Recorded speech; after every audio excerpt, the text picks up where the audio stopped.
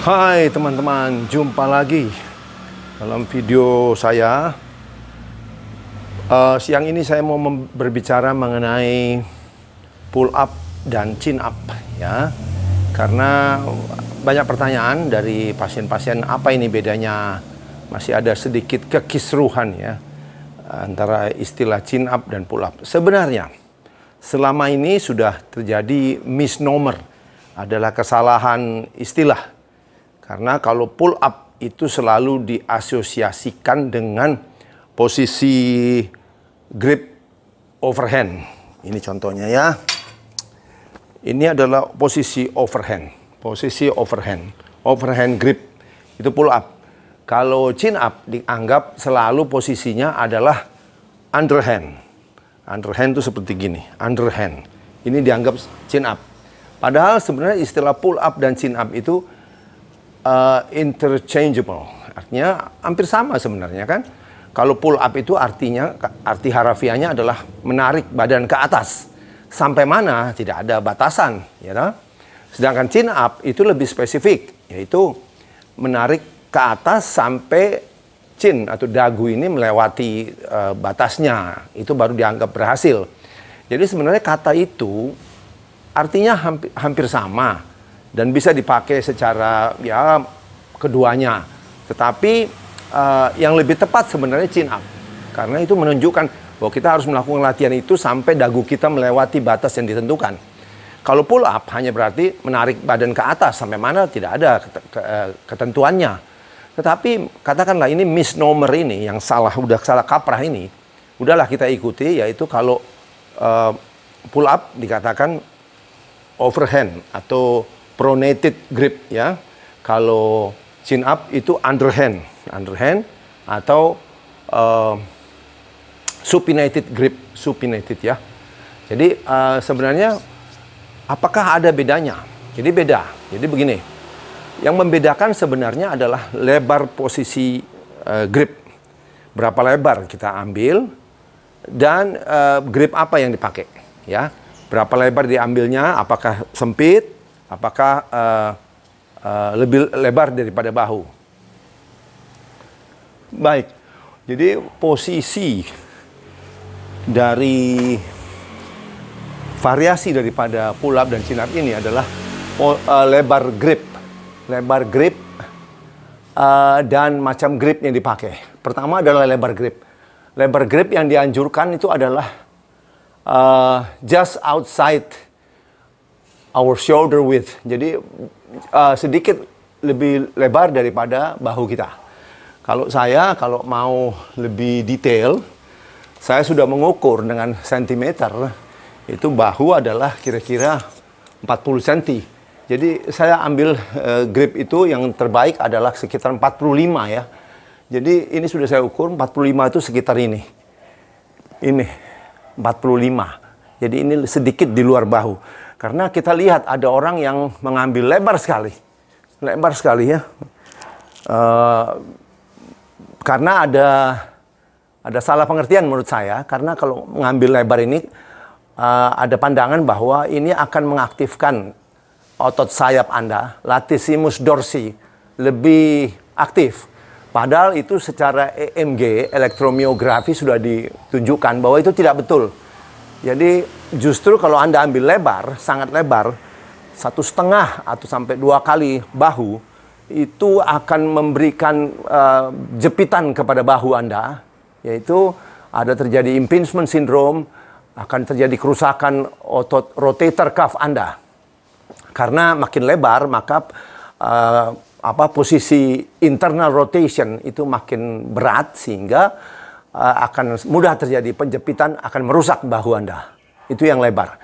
Nah, sekarang kalau ada juga yang mengambil sempit sekali, jadi di dalam bahu. Misalnya tadi bahu saya 40, ini diambil cuma 15. Sini kira-kira 15 atau 20. Ini apa yang terjadi? Ini tidak baik untuk pergelangan Anda. Pergelangan Anda akan mengalami tekanan yang luar biasa, ya. Jadi mudah cedera juga ya, mudah cedera juga. Jadi itu antara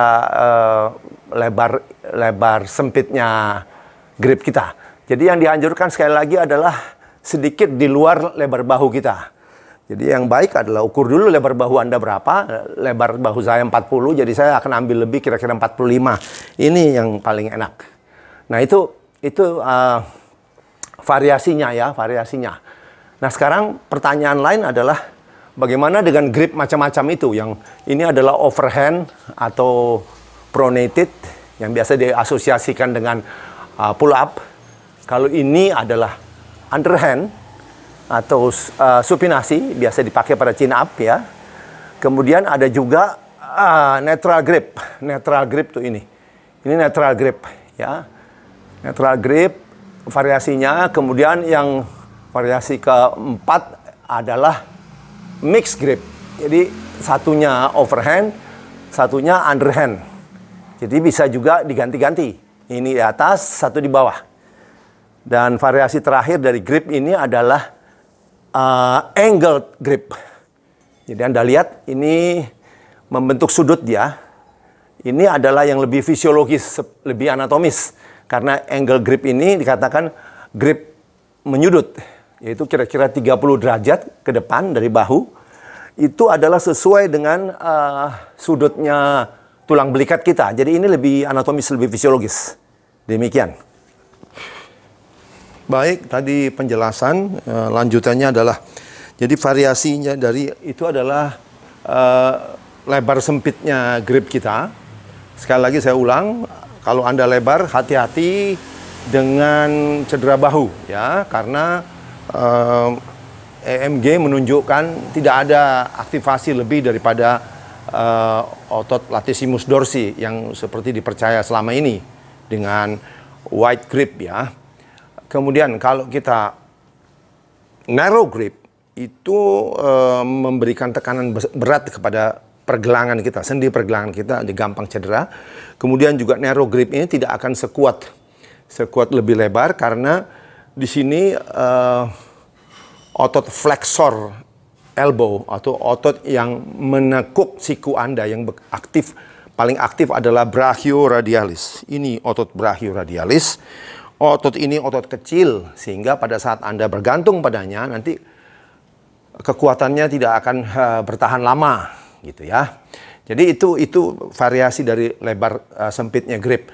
Nah, variasi daripada juga dikatakan kalau lebar itu kita lebih cenderung mendapatkan posisi arc body. Jadi dengan hyperextension ya. Karena lebih lebar itu akan mentarget otot belakang, otot punggung lebih ya.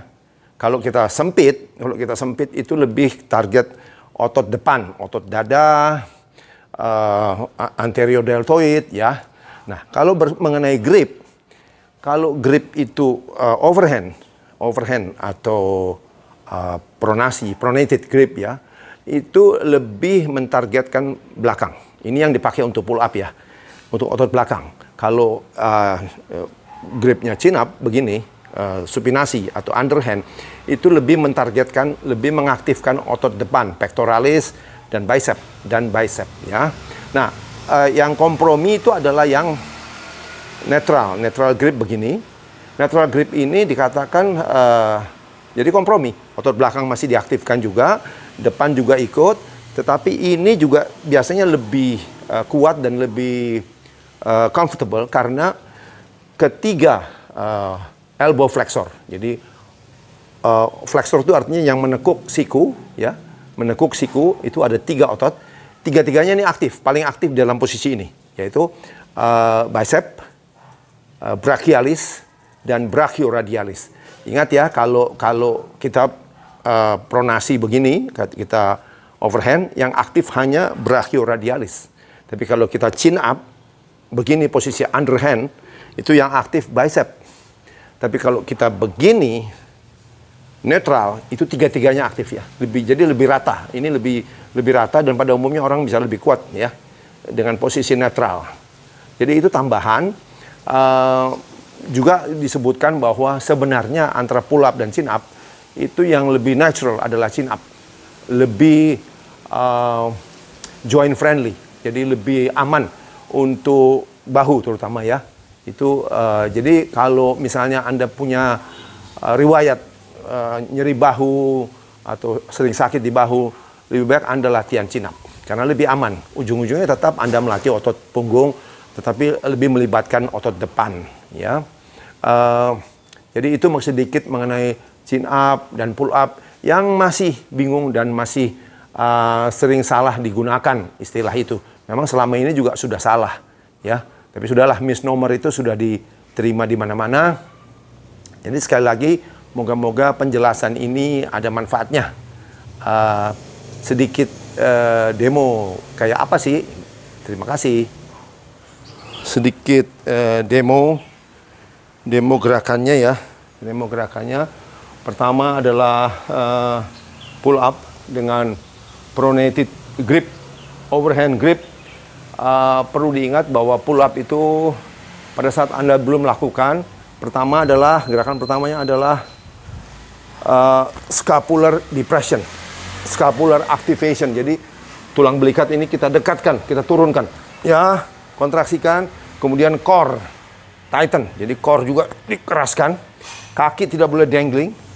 Kaki itu ada dua pilihan, bisa ke depan, hollow body position, atau boleh ke belakang atau lurus saja, asal otot-otot gluteus, core dikontraksikan. Dan ini kalau dua kaki ini dijadikan satu, dan kalau saya melakukan aduksi, ditempel sambil dikeraskan. Coba ya.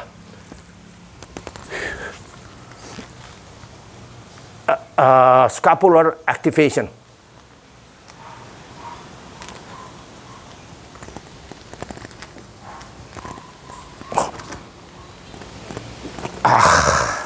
Jadi itu pull ups dengan posisi overhand. Kalau chin up, posisi underhand, kita lebih mengaktifkan depan, otot depan, ya.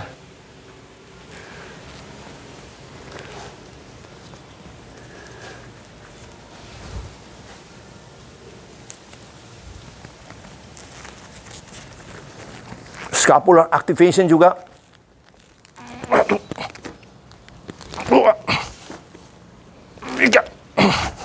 Ya, itu chin up dengan posisi grip supinasi, underhand. Dan yang saya rasa paling comfortable adalah angle grip. Jadi yang sesuai anatomi kita, yaitu membentuk sudut 30 derajat. Ya, persiapannya sama, yaitu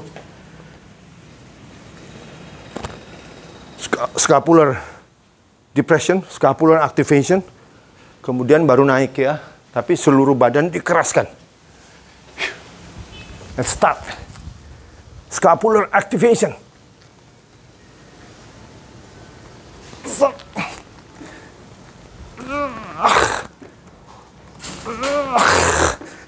Oke. Kalau ditanya berapa kali, saya merasa begini. Kalau Anda bisa melakukan lebih dari 15 kali, itu sudah endurance. Dan kami dari komunitas kilo ingin mempertahankan otot. Jadi target adalah repetisi 6-12 saja. Kalau kuat 12 boleh, tapi kalau lebih dari 12, Anda perlu pakai beban. Jadi lakukan dulu, kalau masih awal lakukan 6 kali. Dan berapa set? 3 set cukup. Kalau belum mampu, lakukan pakai bantuan resistance band, atau Anda naik, kemudian turun perlahan-lahan. Anda latih negatifnya. Demikian, semoga bermanfaat. Sampai jumpa.